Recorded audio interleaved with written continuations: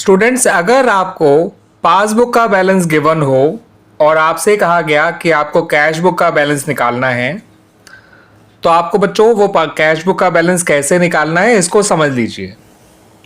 आपको हर वो काम जो पासबुक में तो हो गया है मगर कैश बुक में नहीं, उसको रिवर्स कर देना है। इसका मतलब अगर कोई अमाउंट पासबुक में बढ़ चुका है मगर कैश बुक में कुछ नहीं हुआ उसका, तो आपको उसे वापस कम कर देना है यानी माइनस कर देना है। और हर वो अमाउंट जिसे पासबुक ने कम कर दिया है मगर कैश बुक ने कुछ नहीं किया, तो आपको उसे वापस बढ़ा देना है यानी प्लस कर देना है। ठीक है बच्चों, तो पासबुक को अपने कामों को रिवर्स करना है और उन कामों को रिवर्स करना है जो पासबुक में तो हो गए मगर कैश बुक में नहीं हुए।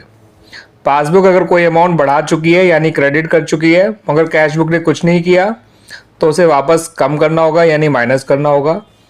और पासबुक अगर कोई अमाउंट कम कर चुकी है मगर कैश बुक ने कुछ नहीं किया, तो उसे अमाउंट वापस बढ़ाना होगा। ठीक है बच्चों, कैश बुक के पास पहुंचने के लिए हमें ये काम करना होगा। ठीक है बच्चों, उसके बाद हर वो काम जो कैश बुक ने किया है मगर पासबुक ने नहीं, उसको आपको एज इट इज फॉलो करना होगा।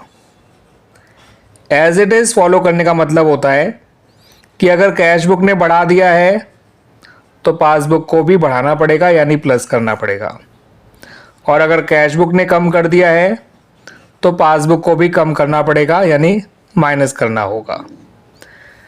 तो हम बच्चों कैश बुक के बैलेंस तक पहुंच जाएंगे। ठीक है बच्चों, तो जिसका बैलेंस निकालना होता है उसके किए हुए कामों को आपको एज इट इज फॉलो करना है। उसने बढ़ाया है तो आप भी बढ़ाइए, उसने कम किया है तो आप भी कम करिए, और अपने किए हुए कामों को रिवर्स कर दीजिए। आप पहले बढ़ा चुके थे तो कम कर दीजिए, पहले कम कर चुके थे तो बढ़ा दीजिए। ठीक है बच्चों, आपको दूसरा बैलेंस मिल जाएगा।